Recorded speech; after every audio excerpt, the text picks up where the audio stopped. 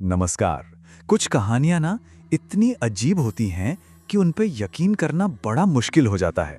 लेकिन आज हम दो ऐसी ही सच्ची कहानियों की तह तक जाएंगे जो ये सोचने पर मजबूर कर देती हैं कि क्या वाकई हर कहानी सिर्फ एक कहानी होती है। ये एहसास है गहरे अकेलेपन का। एक ऐसा एहसास जो दो बिल्कुल अलग अलग लोगों को अलग अलग जगहों पर एक अनजाने खौफ के दरवाजे तक खींच लाया। चलिए इस कहानी में और गहराई से उतरते हैं। तो हमारी कहानी की शुरुआत होती है दो ऐसे किरदारों से जो अपनी अपनी दुनिया में ना बहुत अकेले और कमजोर महसूस कर रहे थे। एक तरफ थी गरीबी से परेशान एक लड़की और दूसरी तरफ अपने माँ बाप को खो चुका एक लड़का। जरा सोचिए, एक हाईवे के बीचों बीच एक होटल जहां दूर दूर तक कुछ नहीं, और वहां रात की शिफ्ट में काम करने वाला सिर्फ एक इंसान। घर की तंगी के चलते इस लड़की ने यह नौकरी तो ले ली थी, पर यह अकेलापन उसे और भी ज्यादा परेशान कर रहा था। और उसी वक्त के आसपास मैरीलैंड में 14 साल का रॉबी अपने माँ बाप को खोने के दुख से गुजर रहा था। उसकी आंट, जो पैरानॉर्मल चीजों की प्रोफेसर थी, उन्होंने उसे एक ओइजा बोर्ड दिया। रॉबी तो बस एक बार अपने पेरेंट्स से बात करना चाहता था, लेकिन उसे जरा भी अंदाजा नहीं था कि वो असल में किसे बुला रहा है। अब देखिए, दिलचस्प बात यह है कि दोनों ही अपनी अपनी तरह से बहुत वल्नरेबल थे। एक का अकेलापन बाहरी था जो उसके माहौल से पैदा हुआ था, और दूसरे का अकेलापन अंदरूनी था जो दुख और अपनों से जुड़ने की एक गहरी चाहत से आया था। लेकिन दोनों ही मामलों में इसी अकेलेपन ने एक अनजानी ताकत के लिए दरवाजा खोल दिया। और फिर जैसा कि ऐसी कहानियों में अक्सर होता है, हकीकत धीरे धीरे खिसकने लगती है। उनकी नॉर्मल सी दुनिया में कुछ बहुत ही अननॉर्मल दाखिल हो रहा था। होटल में उस लड़की के लिए शुरुआत छोटी छोटी अजीब घटनाओं से हुई, जैसे आधी रात को डोरबेल का बजना पर बाहर कोई नहीं। उसे हर वक्त ऐसा लगता जैसे कोई उसे घूर रहा है। और फिर एक रात स्विमिंग पूल में काली सी परछाई दिखी, लेकिन जैसे ही वो मुड़ी वहां कोई नहीं था। उसके साथ काम करने वाले लोग उसकी बातों का मजाक उड़ाते थे, जिससे वो और भी अकेला महसूस करने लगी। दूसरी तरफ रॉबी के मामले में जो हो रहा था वो बहुत तेज और भयानक था। ओइजा बोर्ड से खेलने के कुछ ही दिन बाद उसकी आंट की मौत हो गई। फिर उसे दीवारों से अजीब अजीब आवाजें आने लगीं। उसके शरीर पर खरोचों के निशान मिलने लगे और उसका बर्ताव बहुत हिंसक होता चला गया।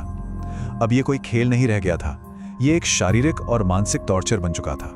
और अब दोनों कहानियां अपने सबसे खौफनाक मोड़ पर पहुंचती हैं। ये वो पल था जब डर सिर्फ एक एहसास नहीं रहा, बल्कि एक भयानक हकीकत बनकर उनके ठीक सामने आ खड़ा हुआ।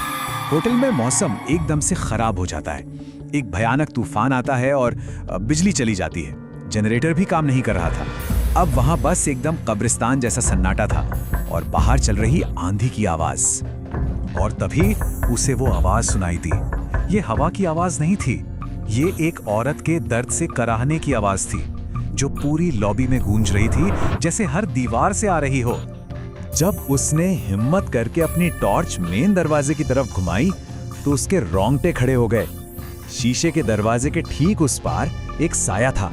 उसका चेहरा बुरी तरह टूटा फूटा बिगड़ा हुआ था। आंखों की जगह सिर्फ काले गहरे छेद थे और उसके पास से एक सड़ी हुई बदबू आ रही थी। अब वापस रॉबी की कहानी पे आते हैं। जब उसकी हालत काबू से बाहर हो गई तो परिवार ने पादरियों को बुलाया।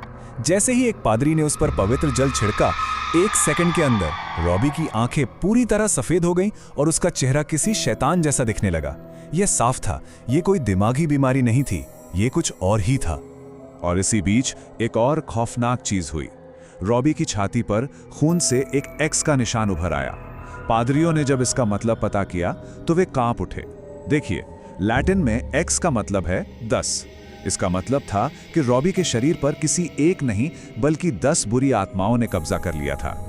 और फिर वो हुआ जिसने वहां मौजूद हर इंसान के होश उड़ा दिए। रॉबी का बिस्तर, जिस पर वो बंधा हुआ था, धीरे धीरे हवा में उठने लगा। ये फिजिक्स के हर नियम के खिलाफ था और इसने परिवार और पादरियों को बुरी तरह डरा दिया।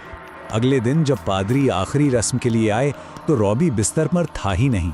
वो छत से चिपका हुआ था और एक भारी अजीब सी आवाज में एकदम साफ लैटिन बोल रहा था, एक ऐसी जुबान जो उसने अपनी जिंदगी में कभी सीखी ही नहीं थी।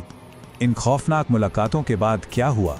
क्या डर खत्म हुआ या फिर हमेशा के लिए उनकी जिंदगी का हिस्सा बन गया? दोनों कहानियों का अंत एक दूसरे से बहुत अलग है। रॉबी के लिए अंत बहुत भयानक लेकिन एक तरह से निर्णायक था। आखिरी एग्जॉर्सिज्म के दौरान वो दर्द से चीखता रहा, फिर उसे काले रंग की उल्टी हुई और वो गहरी नींद में सो गया। जब वो अगली सुबह उठा, वो कमजोर था लेकिन बिल्कुल नॉर्मल। और सबसे अजीब बात, उसे कुछ भी याद नहीं था कि उसके साथ क्या-क्या हुआ था। लेकिन होटल में काम करने वाली उस लड़की की कहानी का अंत इतना सीधा साधा नहीं है। वो आज भी उसी होटल में काम कर रही है, वो उसी जगह पर फंसी हुई है और उस भयानक चेहरे की याद उसे हर पल सताती है। और ये सब तब और भी डरावना हो जाता है जब होटल का अतीत सामने आता है। पता चलता है कि सालों पहले उसी होटल में एक औरत का मर्डर हुआ था, ठीक तब जब बिजली नहीं थी और नाइट शिफ्ट का कर्मचारी जिस पर शक था वो अगले दिन रहस्यमयी तरीके से मरा हुआ मिला था। ऐसा लगता है जैसे ये एक भयानक चक्कर है जो खुद को दोहरा रहा है। तो दोनों की किस्मतों में जमीन आसमान का फर्क था। रॉबी को आजादी मिल गई, एक नई शुरुआत मिली, लेकिन उस लड़की के लिए कहानी कभी खत्म ही नहीं हुई। वो आज भी उसी अंधेरे के साथ जीने को मजबूर है। और यहाँ एक ऐसा फैक्ट है जो इस कहानी को और भी असली और डरावना बना देता है। रॉबी डो का ये जो असली केस था, यही 1973 की मशहूर हॉरर फिल्म द एग्जॉर्सिस्ट की प्रेरणा बना। यानी जो डर दुनिया ने पर्दे पर देखा वो असल में किसी की जिंदगी का खौफनाक सच था। तो आखिर में सवाल यही रह जाता है, क्या ये सब कुछ बस अकेलेपन और दुख से पैदा हुआ एक वहम है, हमारे दिमाग का कोई खेल, या फिर जब हम अपनी जिंदगी में सबसे ज्यादा कमजोर होते हैं तो क्या अंधेरे में वाकई कुछ ऐसा होता है जो हमें देख रहा होता है और बस सही मौके का इंतजार कर रहा होता है।